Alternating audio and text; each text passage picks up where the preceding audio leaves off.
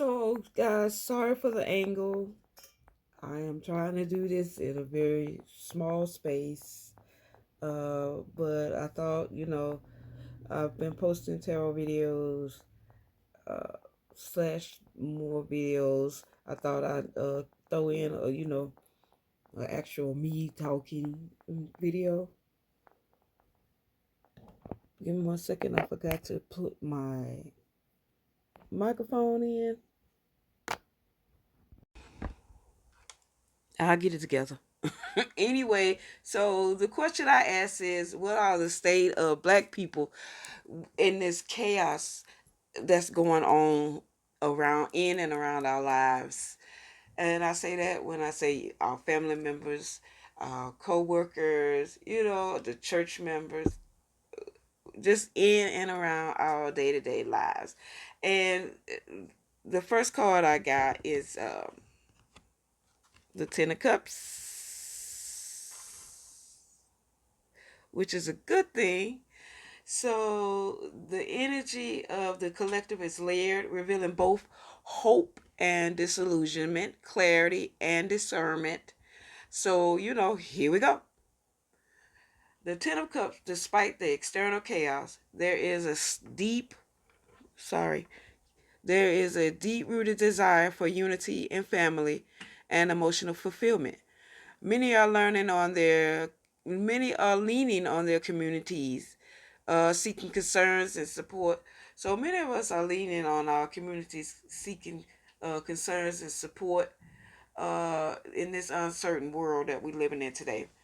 This card here, the Ten of Cups, represents ancestral protection. I knew our ancestors. They even now they're still protecting us, even now, and the strength found in our cultural bonds, our traditions, and shared experiences.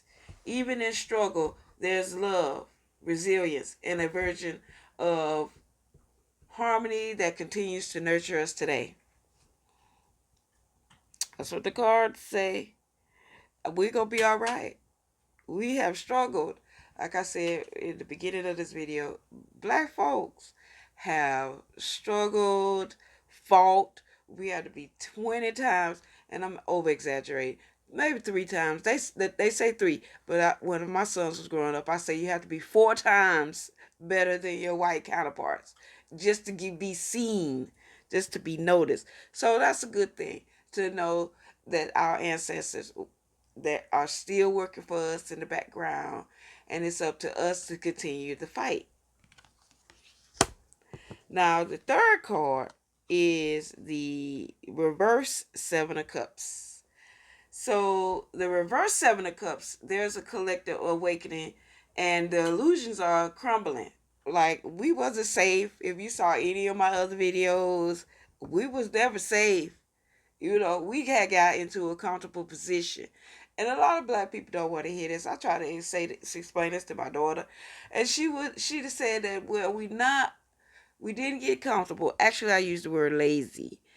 And we did get lazy. But if you go back and see how hard, our ancestors, the people before us fought, we put our lives on the line. We pounded the pavement like the boycott. We literally walked to work in heat down in the south. Baby, can you imagine? Uh, Back then they have shorts or all this cooler fabrics, but black people were determined, and somewhere along the line we lost that. We did get a little bit lazy. Yeah, we do a march, and we did come out for the BMM Black Lives Matter movement, and then we went back inside into the AC. So this is a wake up call. It's people are seeing through the distractions and the false promises. You know, Again, in one of my videos, I did the DEI thing. Slowly stuff is slowly falling away. Um, Many of us who's old enough to remember can see how we could shop in their stores, but we couldn't talk to the clerk. We couldn't whisper. We couldn't complain. We had to buy what we had to buy, and we had to get out. And then we got dirty looks. So a lot of that has been forgotten. The confusion of what's real and what's not is settling into clarity. It's pushing many to focus on what truly matters, authentically truth and purposeful action. This also speaks to the overwhelming amount of choice and misinformation being thrown at the community, making it vital to stay grounded and discern what's real. Educate, research, educate, research. That's what I preach. Always educate yourself and research. And I will have to say this time black people did their education and research. It's the other groups, other minority groups. It's the white people. Some of them are just straight up denial. You know, a lot of them they racist led their decisions. So no matter what, they make their choices on their racism. But there are many ones out there. Boy. I'm just gonna shake my head. Nothing, not no nod against any minority group, but you know, I'm gonna call it like I see it. Um, it is what it is. We did our research. We do. We knew. Just like a lot of us knew they was never gonna let an African American woman, okay, not before they let a white one into the White House. So, but yeah, we knew. So that is what the Seven of Cups is.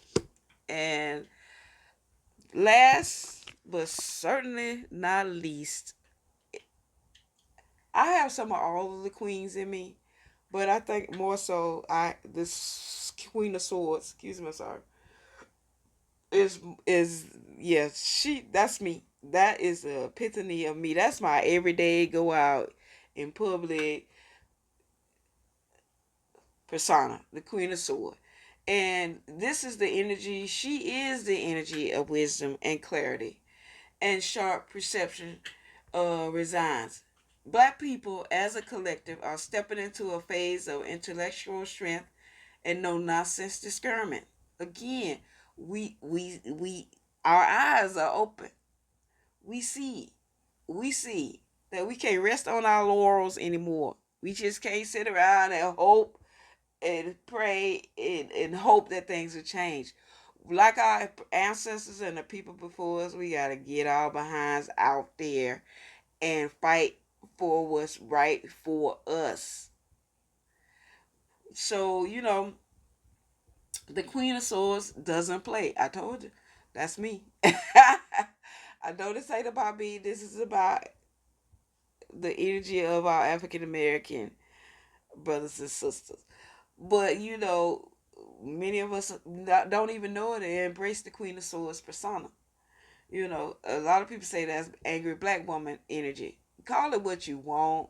That's a racism word by African American.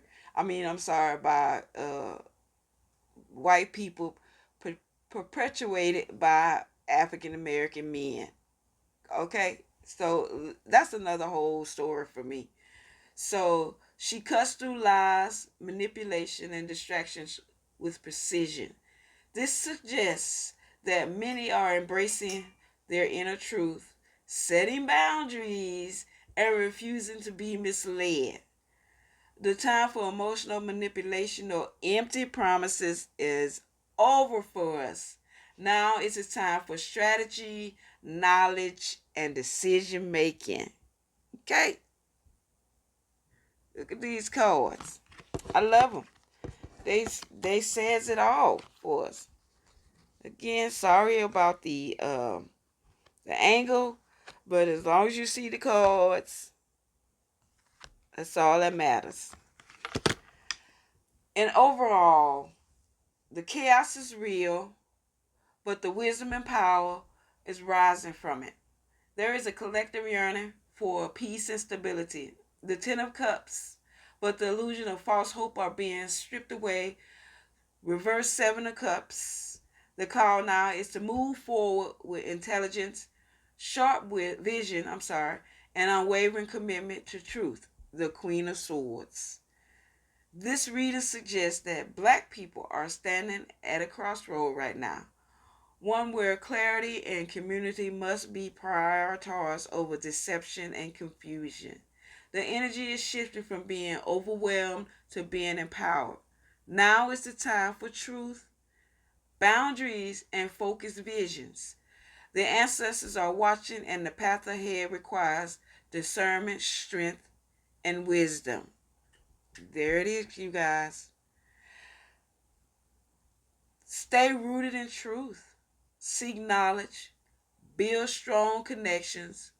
The storm may rage, but clarity is the guiding force forward.